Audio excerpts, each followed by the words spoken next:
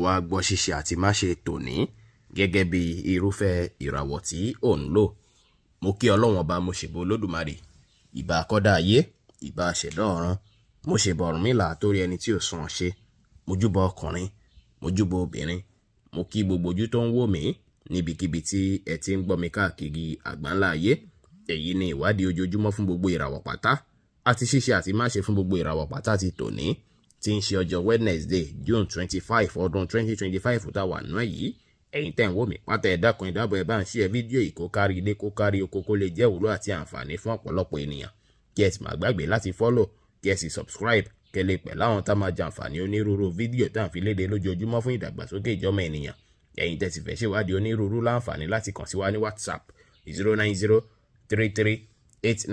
09033897161. Ẹ̀yin tẹ́ ń lò ràwọ̀ iná tó kanran yan Harris, ẹ̀yin tàbí láàrin March 21 sí April 20, mọ́dún yín máa serious bákan lọ́jọ́ tòní, ṣùgbọ́n ẹ rí dájú pé ẹ ní ìgbàgbọ́ àti ìrètí pé gbogbo nǹkan ti máa dára lọ́jọ́ tòní. Yẹn máa ràn yín lọ́wọ́ láti ṣàwárí ara yín sí, pàápàá láti wulẹ̀ mójútó àwọn nǹkan tó yẹ kẹ́ mójútó ní ìrọ̀rùn lọ́jọ́ tòní. Ẹ lè fẹ́ lo àkókò àti ìgbà lẹ́yìn nìkan láti fi explore, láti fi wòye sí àwọn nǹkan tó ń ṣẹlẹ̀ nínú ìgbésí ayé yín, àti pàápàá yín fún ara yín láti fi túmọ̀ ara yín sí jinlẹ̀jinlẹ̀ lọ́jọ́ tòní. Gbogbo nǹkan wọ̀nyí á jẹ́ èyí tó ṣe pé á bí ìpò padà tẹ́yìn fẹ́ nínú ìgbésí ayé yín. Ẹ tẹpá mọ́ṣẹ́ kẹ́ ṣe dáadáa sáwọn èèyàn lénìí, ẹ ṣe nǹkan yín létòlétò. White jẹ́ kọ́lọ̀ tó dára jù fún yín láti wọ̀ láṣọ lónìí. Aago 10 láàárọ̀ sí aago 11 láàárọ̀ ní àkókò èyí tó dára jù fún yín láti fi ṣe ohun tó ṣe kókó tó ṣe pàtàkì jù nínú ìgbésí ayé yín ní ọjọ́ tòní. Ẹ̀yin tẹ́ ń lò ràwọ̀ erùpẹ̀ alámọ̀ Taurus, ẹ̀yin tàbí láàrin April 21 sí May 20 lọ́jọ́ tòní, ó ṣeé ṣe kí ìgboyà má fi bẹ́ẹ̀ sí rẹpẹtẹ fún yín, tó sì jẹ́ pé bóyá látàrí àwọn nǹkan tí ẹ̀ ń gbà lérò pé ó yẹ kó ti ṣeé ṣe fún yín, ó yẹ kẹ́ ti àṣìfù tó dàbí ìgbà pé ẹ̀ ti àṣìfù, ó ṣeé ṣe kí yẹn jẹ́ kí ẹ máa ronú àròkàn kó dàbí ìgbà pé bóyá ẹ̀ wulẹ̀ ní mò rárá láti wulẹ̀ fi gbájúmọ̀ kankan mọ́. Lọ́jọ́ tòní ẹ gbìyànjú láti ṣiṣẹ́ lórí bí àwọn nǹkan tí ẹ̀ ń lé fún dáadáa bóyá fẹ́ wá sí ìmúṣẹ, ìbàjẹ́ jẹ́lẹ̀ńkẹ́ lẹ̀ ń ṣe, ẹ gbìyànjú láti máa ṣe díẹ̀díẹ̀. Bákan náà sì rí kẹ́rí dájú pé wà láyé káwọn tó ṣe pé wọ́n á mú kínú yín dùn káyọ̀ yín kún lénìí. Ẹ tẹpá mọ́ṣẹ́ kẹ́ ṣe nǹkan yín létòlétò, ẹ fọgbọ́n àtòyè tọ́lọ́run fún yín ṣe ohunkóhun kẹ́ sì ṣe dáadáa sáwọn èèyàn lénìí pẹ̀lú. White jẹ́ kọ́lọ̀ tó dára jù fún yín láti wọ̀ láṣọ lónìí. Aago 2:30 ní ọ̀sán sí aago 5 ní ìrọ̀lẹ́ ní àkókò èyí tó dára jù fún yín láti fi ṣe ohun tó ṣe kókó tó ṣe pàtàkì jù nínú ìgbésí ayé yín ní ọjọ́ tòní.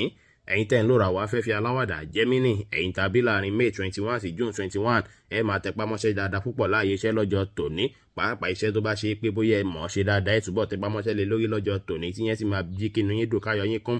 Bákan náà sì rí ẹ máa tún rí ìdùnnú látara ń pé àwọn nǹkan tí ẹ ń ṣe látijọ́ mẹ́ta ẹ ṣàṣeyọrí lórí wọn. Lọ́jọ́ tòní sì rí láàrin bí ẹ ṣe ń ṣe, kẹ́ gbìyànjú láti rí dájú pé ẹ create àkókò àti ìgbà díẹ̀ láti lò pẹ̀lú mọ̀lẹ́bí àtàwọn alásùnmọ́ yín. Ìyẹn á tún bí kínú yín dùn káyọ̀ yín tún kún dáadáa sí lẹ́ni kẹ́ tẹpá mọ́ṣẹ́, kẹ́ gbájúmọ́ àwọn nǹkan tó yẹ kẹ́ gbájúmọ́ lákòókò tó tọ́ àtàkòkò tó yẹ. Ẹ má ṣàṣejù lórí okòhun, ẹ ṣe àwọn nǹkan tó á kínú yín dùn káyọ̀ yín kún. Bẹ́ẹ̀ sì ni kẹ́ fọgbọ́n àtòyè tọ́lọ́run fún yín ṣe ohunkóhun lénìí pẹ̀lú. Aago 3 ní ọ̀sán sí aago 5 ní ìrọ̀lẹ́ ní àkókò èyí tó dára jù fún yín láti fi ṣe ohun tó ṣe kókó tó ṣe pàtàkì jù nínú ìgbésí ayé yín lónìí, tí kọ́lọ̀ pink sì jẹ́ kọ́lọ̀ èyí tó dára jù fún yín láti wọ̀ láṣọ ní ọjọ́ tòní. Ẹ̀yin tẹ́ ń lò ràwọ̀ omi agbára Cancer, ẹ̀yin tàbí láàrin June 22 sí July 22, èní lè rí bákan bákan, ṣùgbọ́n bẹ́ẹ̀ ṣe ń experience àwọn challenges díẹ̀díẹ̀ lẹ́tù experience àwọn nǹkan dáadáa náà pẹ̀lú.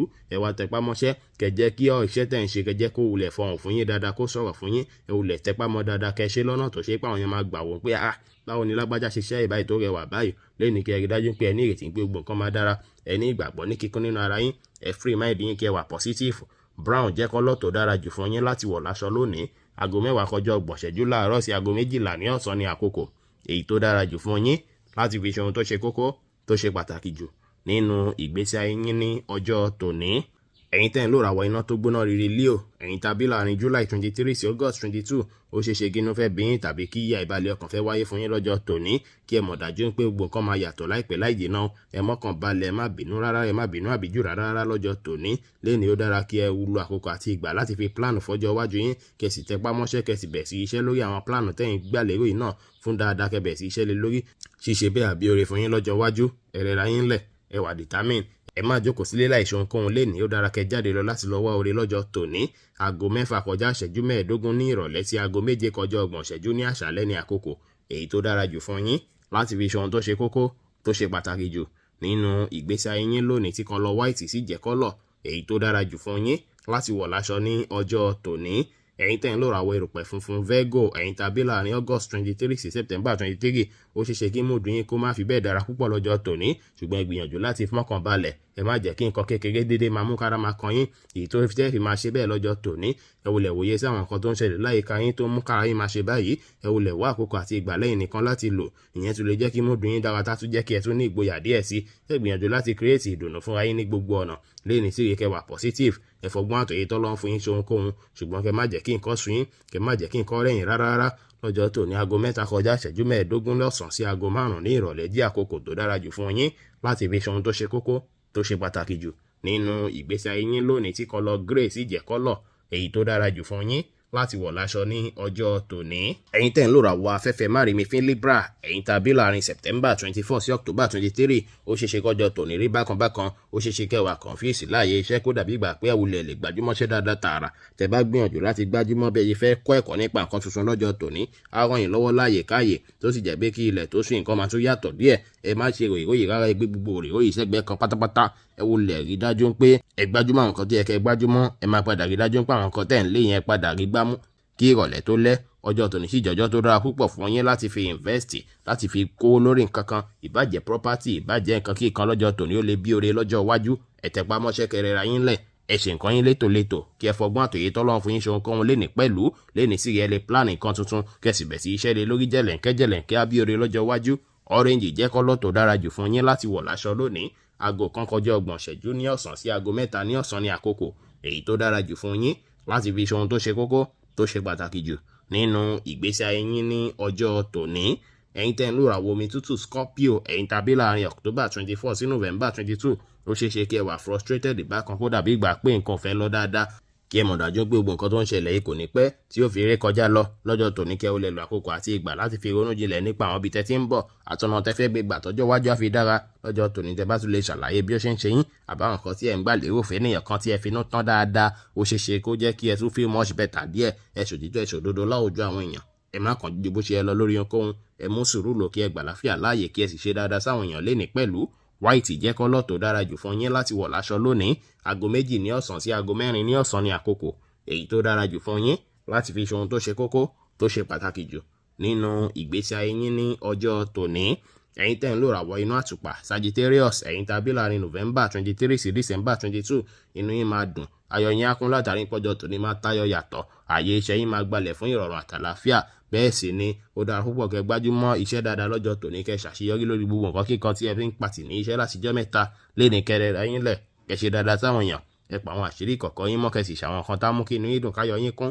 Aago 2 ní ọ̀sán sí aago 3 ní ọ̀sán ní àkókò èyí tó dára jù fún yín láti fi ṣe ohun tó ṣe kókó, tó ṣe pàtàkì jù nínú ìgbésí ayé yín lónìí, tí kọ́lọ̀ deep blue sì jẹ́ kọ́lọ̀ èyí tó dára jù fún yín láti wọ̀ láṣọ ní ọjọ́ tòní.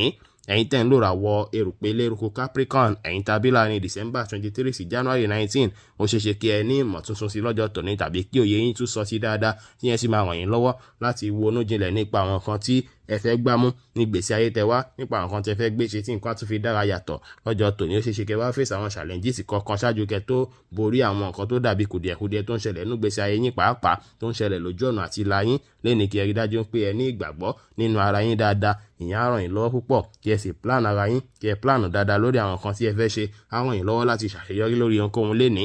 Ẹ mọ́kàn balẹ̀, kí ẹ gbà láfíà láàyè, kí ẹ sì fi ìgboyà ṣe ohunkóhun léni pẹ̀lú. Aago 5 ní ìrọ̀lẹ́ sí aago 7 ní àṣálẹ́ ní àkókò èyí tó dára jù fún yín láti fi ṣe ohun tó ṣe kókó, tó ṣe pàtàkì jù nínú ìgbésí ayé yín lónìí, tí kọ́lọ̀ cream sì jẹ́ kọ́lọ̀ èyí tó dára jù fún yín láti wọ̀ láṣọ ní ọjọ́ tòní. Ẹ̀yin tẹ́ ń lò ràwọ̀ afẹ́fẹ́ oníbínú Aquarius, ẹ̀yin tàbí láàrin January 20 sí February 19, ẹ rí dájú pé gbogbo nǹkan kíkan tó bá dàbí ìṣòro lọ́jọ́ tòní, ẹ dúró ṣinṣin láti rí dájú pé ẹ kojú rẹ̀, kí ẹ sì borí rẹ̀ pátápátá. Ẹ bá lọ́pọlọ pípé àtọgbọ́n àtòyé tọ́lọ́run fún yín lọ́jọ́ tòní, ẹ máa borí kùdìẹ̀kudiẹ àbí challenges èyíkéyìí tó bá jẹyọ. Lẹ́ni kẹ́ gbájúmọ́ṣẹ́, kẹ́ lè rórí gbámú. Ẹ wà positive, kẹ́ ṣe dáadáa sáwọn èèyàn, kẹ́ sì pa àwọn àṣírí yín mọ́. Àwọn nǹkan tẹ́ tí ń plan kẹ́ pamọ́ láṣìírí kó lè wá sí bí ẹ ṣe ń fẹ́. Aago 9 láàárọ̀ sí aago 10 láàárọ̀ ní àkókò èyí tó dára jù fún yín láti fi ṣe ohun tó ṣe kókó, tó ṣe pàtàkì jù nínú ìgbésí ayé yín lónìí, tí kọ́lọ̀ yẹ́lò sì jẹ́ kọ́lọ̀ èyí tó dára jù fún yín láti wọ̀ láṣọ ní ọjọ́ tòní. Ẹ̀yin tẹ́ ń lò ìràwọ̀ omi tí kì í ro Pisces, ẹ̀yin tàbí láàrin February 20 sí March 20, ọjọ́ tòní lè tọ́fù bákan tó sì jẹ́ pé ó lè bẹ̀rẹ̀ pẹ̀lú kíkanra àbí kínú máa bíyàn tàbí kí dàbí gbà pé nǹkan fẹ́ máa sóyàn lọ́jọ́ tòní, ṣùgbọ́n gẹ́gẹ́ dájú pé fọgbọ́n àtòyé tọ́lọ́ fún yín kojú ohunkóhun lọ́jọ́ tòní, bẹ́ẹ̀ sì ni kí ẹ ní ìrètí àti ìgbàgbọ́ pẹ̀lú ìgboyà ní kíkún pé nǹkan ìmọ̀ ajára nǹkan ìmọ̀ yàtọ̀ lọ́jọ́ tòní. Á jẹ́ kí gbogbo nǹkan lọ bó ṣe yẹ kó lọ, léni kí ẹ mú sùúrù lò. ìyẹn á jẹ́ kí àwọn tó rẹ̀gbà yín káwọn gan wà ní ìdùnnú, léni kí ẹ múra dáadáa kí ẹ dùn rí lójú. Ẹ má sọ̀rọ̀ òdì àbí ọ̀rọ̀ àìtọ́ sí yàn. Ẹ ṣe dáadáa sáwọn èèyàn kí ẹ gbà láfíà láàyè, kí ẹ sì má ṣe jẹ́ kí ìmọ̀lára yín lágbára jù yín lọ lénìí. Aago 11 láàárọ̀ sí aago 1:30 ìṣẹ́jú ní ọ̀sán ní àkókò èyí tó dára jù fún yín láti fi ṣe ohun tó ṣe kókó tó ṣe pàtàkì jù nínú ìgbésí ayé yín lónìí, tí kọ́lọ̀ deep blue sì jẹ́ kọ́lọ̀ èyí tó dára jù fún yín láti wọ̀ láṣọ ní ọjọ́ tòní. Bí ó ṣe jẹ́ nìyẹn fún gbogbo irúfẹ́ ìràwọ̀ 12 tó wà pátá. Ẹ̀yin tẹ́ ń wò mí pátá, ẹ má gbàgbé pé Ọlọ́run bo Olódùmarè nìkan lọ́ba tó ní ìmọ̀ jùlọ. Fẹ́yìn tẹ́ fẹ́ ṣèwádìí onírúurú, ẹ láǹfààní láti kàn sí wa ní WhatsApp 09033897161. Ire gbogbo á jẹ́ tiwa lónìí, lọ́sẹ̀ yìí, lóṣù yìí àti ní gbogbo ọjọ́ ayé wa láṣẹ Èdùmàrè. Ire o.